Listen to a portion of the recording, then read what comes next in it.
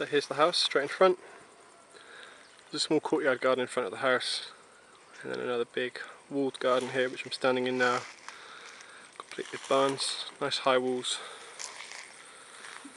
great storage area. In fact, I'll show you here while I'm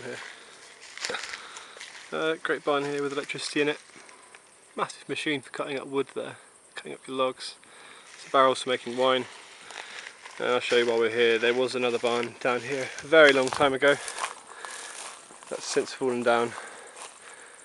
The foundations that were made with the local granite are still there, but the mud bricks have long since eroded and the roof's been taken off a long time ago.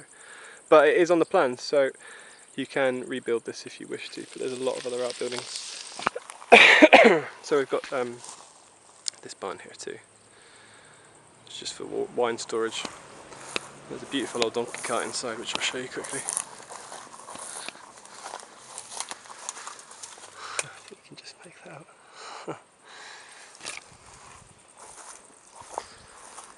Beautiful views over the village. Rogozinovo is a quiet little village. There's about 100 people living here. 2 village shops, bars, cafes. So I'll take you down and show you the house.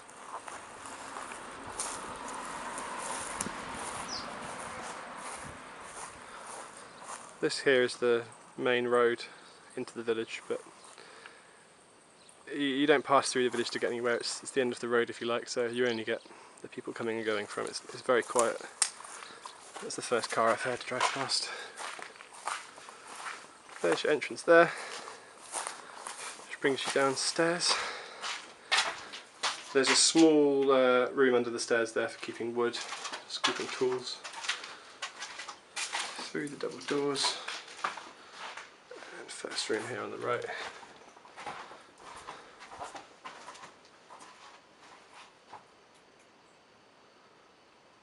Nice old stove.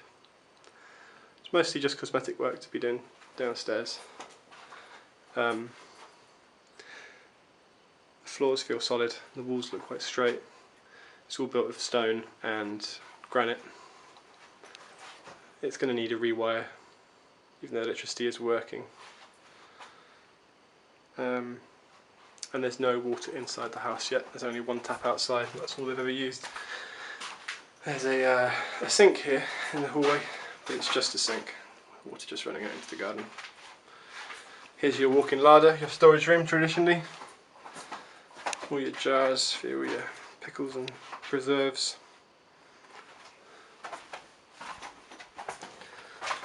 And then there's one more room downstairs here. Again, lovely wood burners. Everything's included in the sale of the house. Another wood burner there. So there's a lot of things that you can salvage. The doors are nice and original. There's some nice pieces of furniture around like that. I'll just show you upstairs.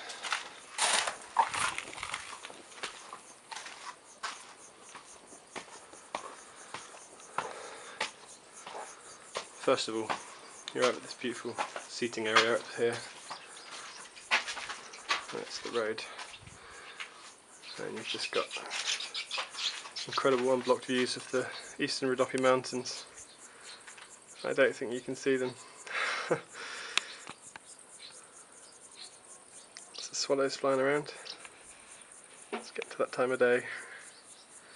You really can't see the views. I'm saying this in all the videos now. The camera doesn't do it justice, so I'm going to have to buy a new lens or something. But really is some of the most impressive views you'll see. Hopefully they come out better in the photographs. Anyway, upstairs, large hallway here. First bedroom.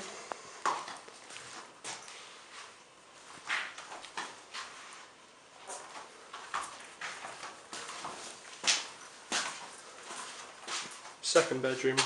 This one's a lot smaller, about 2 metres by 4 metres. Lovely high ceilings. And third room here. Nice original wooden floors in this room. Right, now you might be starting to notice these cracks. You can just see at the corner up there, through there. So there's been a bit of movement with this house. Like I said, it's built with.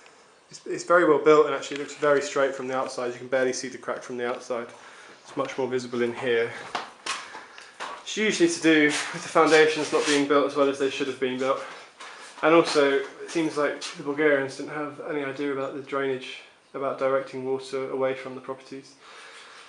So, yeah, you end up with a lot of water coming straight off the roof, straight down to the foundations and causing problems like this. He said he's actually had someone to have a look at it, and they talked about drilling through and bracing it, holding it together and just plastering it up. I don't know if it needs anything quite that drastic. I would personally dig out footings around the base of the house and dig a big trench, basically, seal it, dig a canal, waterproof it all, fill it with cement, put a decent guttering system on, re-cement the walls, render the outside walls, replaster the inside walls, see what you get if you get any more movement, but I don't think it's going to be too big a problem. It's quite common for these houses to move a little bit, and once you fix the water flow around the property, that often goes away.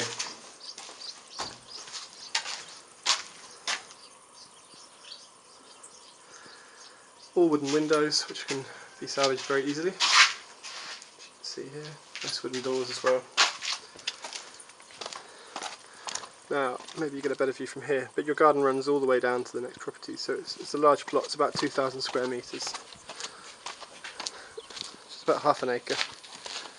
There's your outside tap. That's your only water point at the moment. There is a well. There's also a water well, which I'll show you.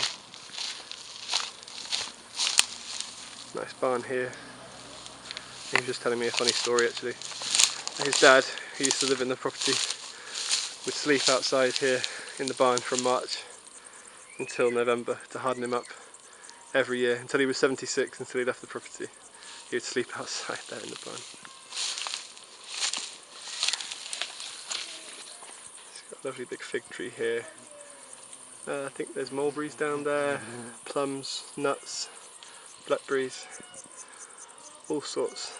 So your garden runs up to that big barn there, and then it runs all the way down to the next property down there. Plenty of space.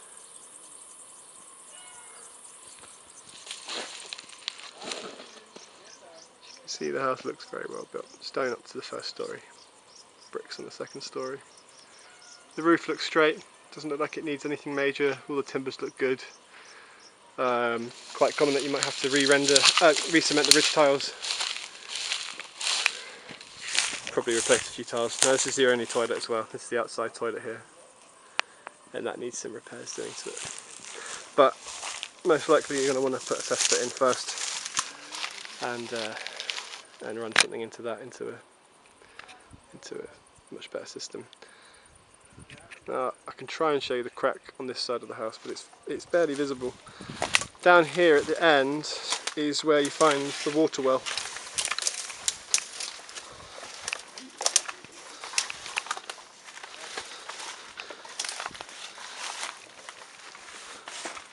You can't see it too well, but I'll try and show you.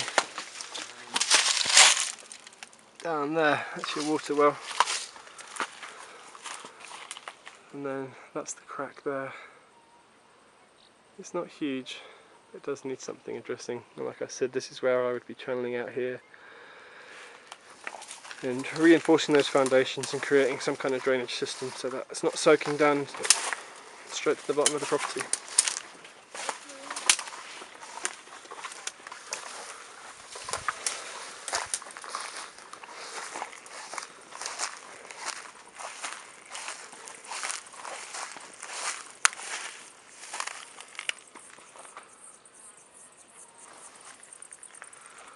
So there you have it.